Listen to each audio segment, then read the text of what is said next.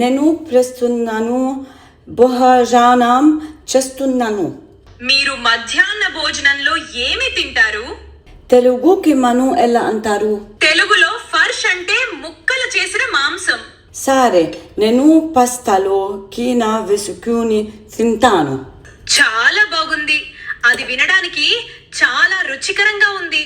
మీకు మధ్యాహ్న భోజనం ఇష్టమా? అవును, నాకు నా భోజనం ఇష్టం. ఇది చాలా సులభం మరియు తయారు చేయడానికి ఎక్కువ సమయం పట్టదు. చాలా మంచిది. ఇది చెప్పడానికి మరింత సహజమైనది మరియు దానిని సిద్ధం చేయడానికి ఎక్కువ సమయం పట్టదు.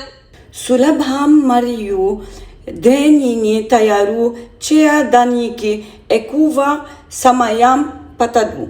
2 చాలా బాగుంది. ఇదివరకే మెరుగ్గా ఉంది.